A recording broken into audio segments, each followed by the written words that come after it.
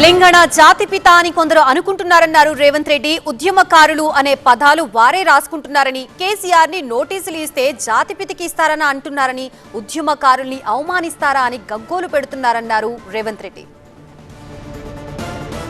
తెలంగాణకు అనుకూలము కాదు, ఆ తెలంగాణకు వ్యతిరేకం కాదు. ఆర్ఎస్యు నుంచి ఆర్ఎస్ఎస్ వరకు, కమ్యూనిస్టుల నుంచి కాంగ్రెస్ వరకు ఏకం చేసి తెలంగాణ ఉద్యమాన్ని ముందుకు నడిపించిన ప్రొఫెసర్ కోదండరామ్ గారు ఉద్యమకారుడు కాదా? మరి అలాంటి ఉద్యమకారుడైన కోదండరామ్ గారి ఇంటి తలుపులు బద్దలు కొట్టించి పోలీసులతో ఈడ్చుకపోయేటంత నేరం కోదండరామ్ గారు ఏం చేసిండ్రో, మీరు అధికారంలో ఉన్నప్పుడు ఉద్యమకారులకు జరిగిన అవమానం మీరు అప్పుడే మర్చిపోయినరా? మీరు చేసిన అవమానం అని నేను వారిని అడుగుతున్నా. నిన్నెవరు తలుపులు బద్దలు కొట్టలేదే, నిన్నెవరు ఈడ్చుకొని రాలేదే. చేసిన తప్పులకు మీకు నోటీస్ ఇచ్చారు, సార్ మీరు రాండి అని.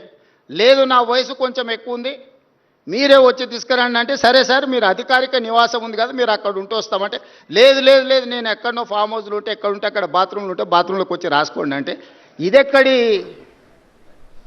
జాతిపిత విధానము? ఇదెక్కడి ఉద్యమకారుల విధానము?